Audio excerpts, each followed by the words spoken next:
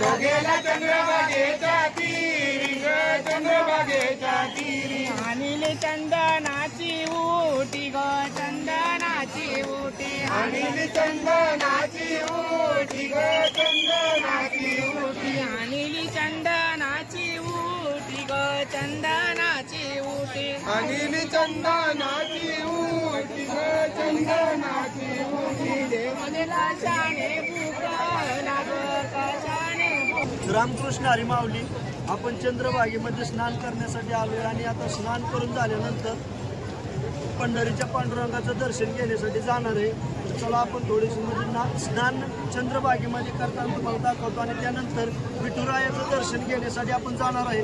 तर पूर्ण या पंढरीचा महिमा तुम्हाला दाखवण्याचा मी प्रयत्न करतोय. तर चला. होयो नाता बस खाली.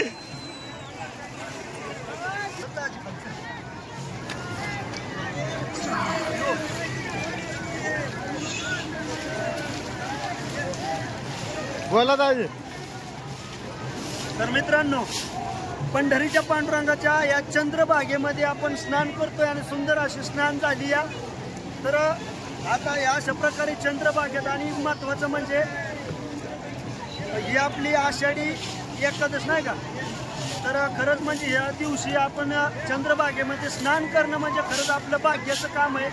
आणि तुम्ही सुद्धा एकदा चंद्रभागेमध्ये येऊन स्नान करा हीच माझी पांडुरंगचरणी प्रार्थना करतो मित्रांनो. आणि ही सर्वांनी अशाच प्रकारे मला सपोर्ट राहू द्या आणि तुमचा कायम सपोर्ट राहू द्या. माझा तुम्हाला कायम सपोर्ट राहील मित्रांनो. हे जे काय दाखवण्याचा प्रयत्न करतो ह्यात मला यश येऊ दे हीच पांडुरंगचरणी प्रार्थना करतो. आणि पुन्हा एकदा चंद्रभागे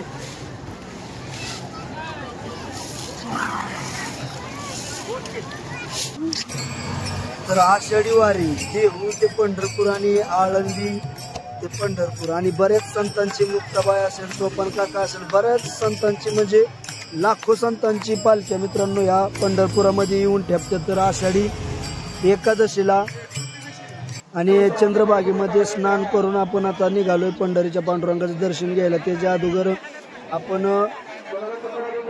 पुंडलिकाचं दर्शन घेणार आहे. पण विषय असा आहे, पुंडलिकापाशी जवळ भरपूर पाणी असल्यामुळं आतमध्ये जाऊन देत नाहीत आणि शासनाची पोलीस शासन भरपूर कायदा आहे. त्यामुळं म्हणजे या वारकऱ्यांच्या संरक्षणासाठी सरकारने जवळपास लाखाच्या पुढून पोलीस शासन म्हणजे पोलिसाचे कायदे आहेत. अशा प्रकारे मित्रांनो दगडाची मूर्ती घेऊन भाविक चाललाय त्यांच्या गावामध्ये मूर्ती बसवायची असेल मंदिरात विठ्ठलाची.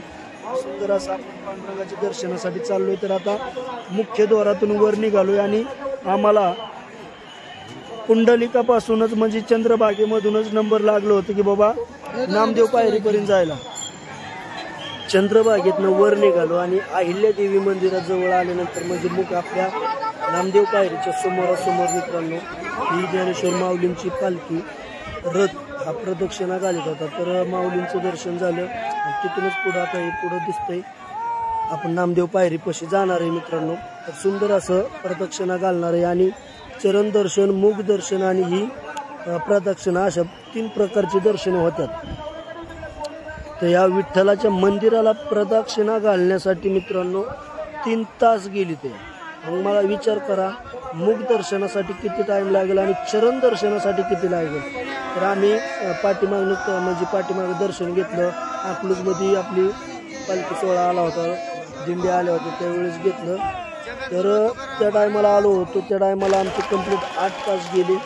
आणि आत्ता जर समजा चरण दर्शन घ्यायचं म्हणलं तर 2 ते 3 दिवस आहे. तिसऱ्या दिवशी दर्शनीला आता रांगेला लागलं की आणि मुख दर्शनाला कमीत कमी 10-12 तास लागतात मित्रांनो. तर अशा प्रकारे ह्या लाखो वारकऱ्यांची श्रद्धा घेऊन येते. आणि आता आपण नामदेव पायरीपाशी जवळ आलोय मित्रांनो. तर सुंदर असं नामदेव पायरीपाशी देवाचं दर्शन घेऊन आता दिंडीपाशी जाणार आहे. आणि आज म्हणजे एकादश झाली आणि बारस. तर बारशीला आपण दिंड्या सगळ्या घरी जातात आणि ह्या पांडुरंगाच्या भेट घेऊन 21 दिवसाची वारी पूर्ण झाल्यानंतर आपण घरी जाणार आहे. तर खरंच मित्रांनो डोळ्यातून पाणी येतं बरं का.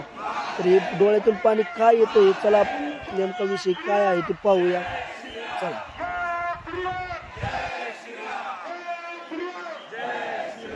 देवाच्या दारीत फक्त देवाचं नाम. आता आपण पाठीमागे आलो, पश्चिम दिशेला देवाच्या पाठीमागच्या बाजूला आलो.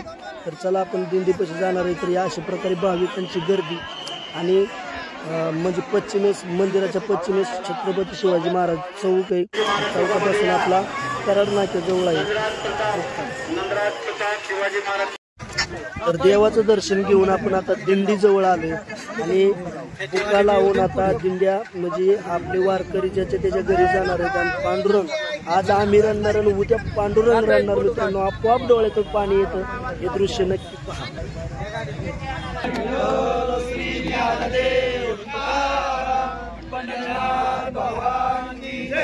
माऊली ज्ञानेश्वर महाराज की जय, जगद्गुरु तुकाराम महाराज की जय, श्री काळभैरवनाथ भगवान की जय. क्षेत्र पंढरपूर पांडुरंगाच्या चरणी होते पंढरपूर. आपल्या काळभैरवनाथ दिंडीचं जगद्गुरु संत तुकाराम महाराजांच्या पालखीमध्ये 302 या 306 या क्रमांकावर आपले गेले 12 वर्षापासून आपण चालत आहे. आणि आज देवते पंढरपूरचा आज शेवटचा दिवस, बार्शीचा दिवस. मी काळभैरवनाथ दिंडीच्या वतीनं सचिव कैलास राजाराम धोत्रे या नात्याने मी सगळ्यांचं आज शेवट दिंडीचा झालेला आहे बार्शी सोडून. आणि आपल्या काळभैरवनाथ दिंडीला भरभरून आपल्या महिला माऊल्या असो पुरुष असो सर्वांनी आपल्या काळभैरवनाथ दिंडीला सहयोग देऊन सहकार्य देऊन आजपर्यंत 20-22 दिवसाचा प्रवास आपण आनंदात उपभोग केलेला आहे. आणि आपण आज सर्वांच्या ज्या आपापल्या घरी आनंदात चाललो आहे. तरी आपण जाताना माझा आणि आपल्या काळभैरवनाथ दिंडीच्या कमिटीचा आपल्या भजनी मंडळ आणि आटपळकर महाराज असतील, गिरमे महाराज असतील आणि कुंभार महाराज सगळे माऊलींच्या वतीनं काळभैरवनाथ दिंडीला श्रीफळ देऊन सत्कार केलेला आहे. मी त्यांच्या सर्वांचं आभार आहे. धन्यवाद. आपलं सहकार्य आपल्या दरवर्षी याचप्रमाणे राहू आपण ईश्वर चरणी आणि पांडुरंग चरणी प्रार्थना करतो. आणि आपल्या सर्वांच्या वतीनं तुमच्या सगळ्यांना आमच्या कमिटीच्या वतीनं शुभ आशीर्वाद आणि येणारे दिवस सुख आणि समृद्धीचा भरभराट जावं आणि आपल्या सर्व कुटुंबाला पांडुरंग आनंदात ठेवो ईश्वर चरणी प्रार्थना करतो. माझे 2 शब्द बोलून थांबतो.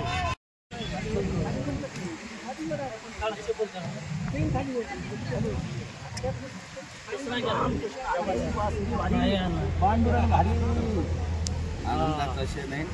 यांनी आपल्या सहकार्य दिलेलं आहे सगळ्यांनी.